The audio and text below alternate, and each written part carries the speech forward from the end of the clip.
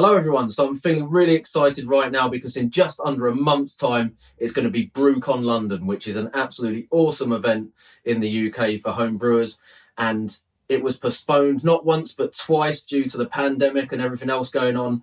So I can't wait to get back there. It's brilliant, and I'm going to use this video to tell you a little bit about it and give you 5 great reasons why you should get down to it if you can. So let's get into it.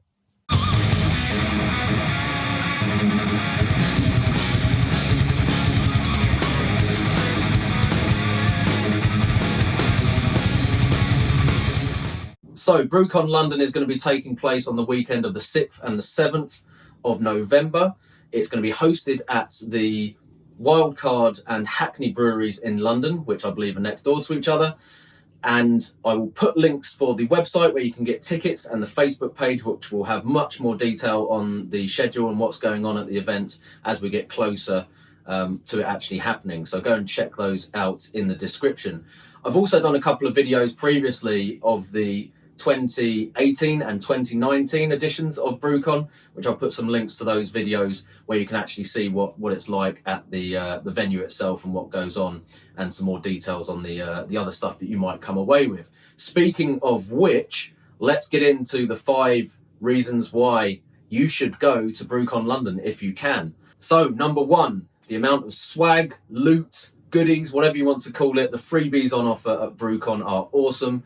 You will almost certainly be able to fill your bag with all sorts of awesome stuff. Last time I went, I came away with hops, yeast, beer additives, nice tote bag from the malt miller that it all came in. I think I came away with a book even. You can get various merchandise like coasters, bottle openers, stickers, badges from the different retailers and manufacturers. If you're proactive in terms of getting around the different stalls and talking to people, you will almost certainly come away with enough stuff to at least make back the price of your ticket. And that's not the main reason to go, obviously, but if you are considering it in terms of the cost and getting down to London, all the rest of it, that is something to bear in mind. You're going to come away with a lot of cool stuff, and that can help to kind of offset the price of the tickets and stuff if you are factoring that in. But definitely one of my favourite parts of the BrewCons that I've been to so far. Who doesn't love a freebie? And yeah, you can see in the clips that I've got on the screen there some of the stuff that I came away with from the last couple of events. So definitely something to consider there. Secondly, the Brew Expo. So if you want to get hold of those freebies, you're going to have to spend a bit of time in the Expo, which is basically all the trade stands for the various companies, retailers, manufacturers, and ingredient producers who are going to be attending. Last ones that I've been to, there's been people like Laumond Yeast there, all the big kind of UK retailers like Malt Miller, Get a Brewed, Angel Homebrew, apologies if I'm missing anyone else out there, and Grainfather, Mangrove Jacks, who are kind of part of the Grainfather stand, I believe, and again, quite a few others that I'm probably forgetting about right now. I think White Labs had a stand as well last time. So loads of cool people to go and talk to, and first-hand information that you can get from these people, and hands-on experience of some of the equipment as well. So you can get there, have a look at the newest equipment and ingredients and items that are available, and see it in the flesh, which is something that you don't really get to do very easily.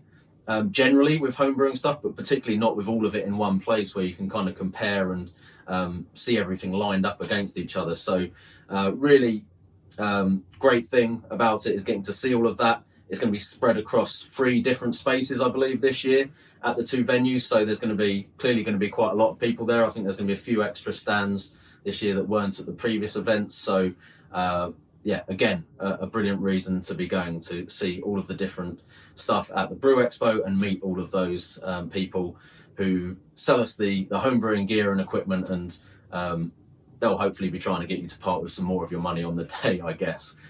Thirdly, we've got the Brew Talk. So you've got various seminars and discussions going on, probably some open forums and stuff like that. The full schedule isn't out at the moment, but that will be coming out at some point fairly soon on the BrewCon Facebook page and website, I assume. But going on previous events again, you will probably be looking at professional brewers, ingredients experts, so maltsters, hops producers, yeast manufacturers, that kind of stuff.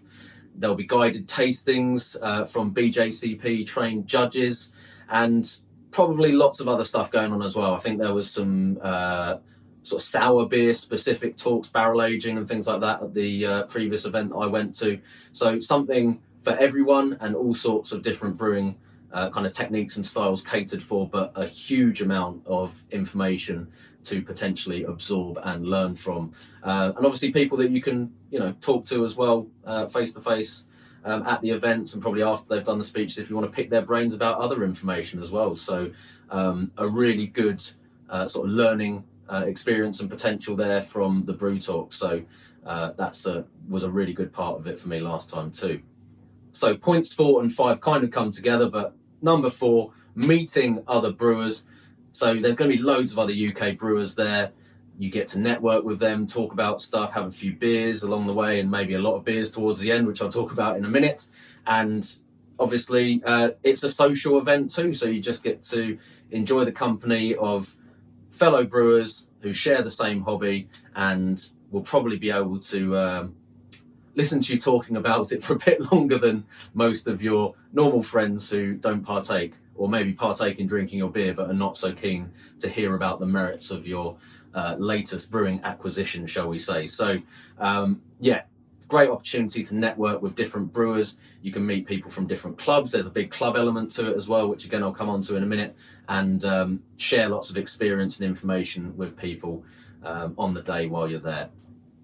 So number 5, and I can't leave this video without mentioning the club night, which is the Saturday night event for club members basically, but anyone can pretty much get a ticket for this. So loads of UK home brewing clubs will be there representing, and essentially it's a big piss up with loads of free home brew floating around. We took a few beers along from the Bedford homebrewers and kind of teamed up with the Milton Keynes Homebrew Club to do that, and were basically put to shame when we turned up and noticed that everybody else, not everybody else, but a lot of the other homebrew clubs had rocked up with corny keg bars, proper taps, temporary bar setups and all that kind of stuff. So some awesome effort put in from the other clubs, some great beers on offer as well, so some really good drinks to be had. And again, coming back to the whole networking thing, the chance to sort of chat amongst each other, talk about the beers that are being served up and how they've been made, and have a bloody good time basically with everybody there. So looking forward to meeting up with quite a few people that I met at the previous events, and a few of the other club members and everything that we got to chat with, and yeah, have a bloody good party with at the end of the Saturday daytime. I didn't make it to the Sunday at the last event because I probably had a few too many beers at the club night. So maybe just be aware of that if you're hoping to do both days. You might want to pace yourself a little bit at the club night, because the opportunity is certainly there to maybe have a little bit too much. Anyway, so those are my sort of 5 reasons why you should get along to BrewCon London if you can.